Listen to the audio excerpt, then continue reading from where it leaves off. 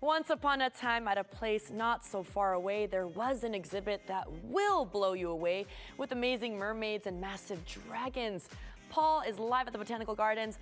Paul, I gotta know, did you get burned by that dragon by any chance?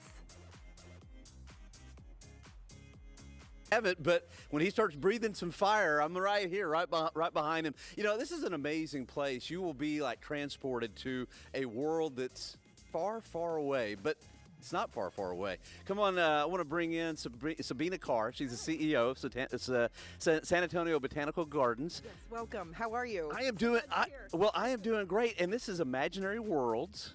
Right? Yeah, Imaginary Worlds, once upon a time.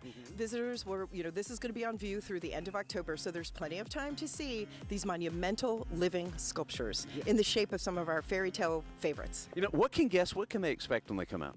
They can expect a 25-foot dragon, tall, 25 feet wide, guarding her pots of gold. You can expect a beautiful mermaid overlooking the lake, some storybooks that introduce the exhibition to you, Rip Van Winkle sleeping above the city on a hillside, and much more. Oh, this is just one, and you've got many, right? We have 8 total, yes. And it's got to take some time to put this together. But children, adults, families, all come out. They all come out for this. This is its Texas debut.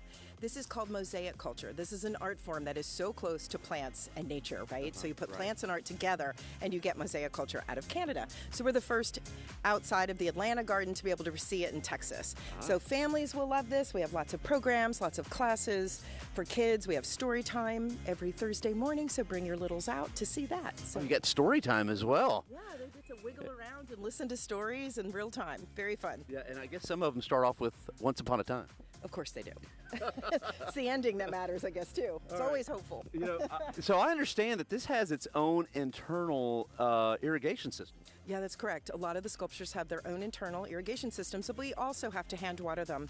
We've had a pretty wet May, as you know, for San Antonio, but what are we going to be, 100, 110 degrees today? The heat index about 110, yes. Yeah, so we're going to take care of these sculptures and the plants. They're individually planted on those sculptures, so we can trim them every single day, make sure they stay healthy, water them, use fertilizer when need be. But for the most part, if any of the plants die, we can replace them.